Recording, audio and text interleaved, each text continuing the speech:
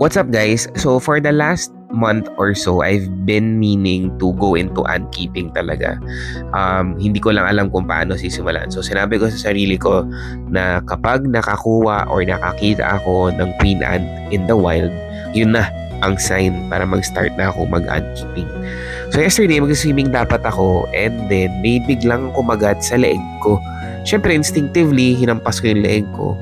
And then nung bumagsak, eto yung nakita ko. Kaya nung nakita ko to, agad-agad akong kumuha nung kung ano man pwede kong kunin para makuha siya. And yan ang nagawa ko sa kanya for the meantime. Wala akong test tube, so umanap ako ng lumang syringe. Binutas ko lang siya, nilagyan ko siya ng bulak tsaka tubig. And then yan muna yung temporary na bahay niya. And then yung next na ginawa ko is kumuha ako ng parang Tupperware na nakita ko lang din dito sa bahay. Binalutan ko ng cellophane na red kasi nga alam ko kung queen nga to, para hindi siya ma-stress, kailangan as much as possible madilim yung kanyang surrounding. Kailangan ma-imitate ko yung kapag nag-burrow siya sa lupa. So madilim yun, tahimik as much as possible. So yun lang yung ginawa ko.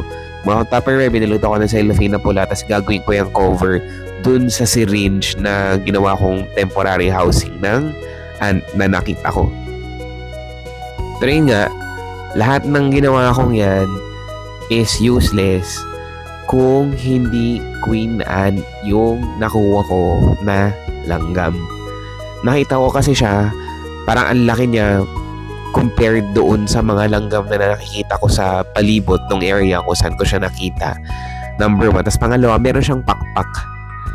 Tapos yung pakpak, isang peraso lang. So, ang ina-assume ko is natanggal niya na yung isang pakpak.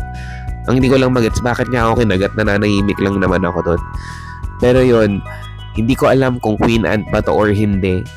Initially, I was planning to keep it lang for 1 week.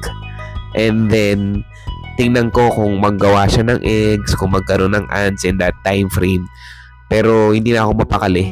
Gusto ko nang malaman kung ito ba ay queen ant or hindi para hindi ko na effortan at sayangin ng oras yung dito sa ant na to.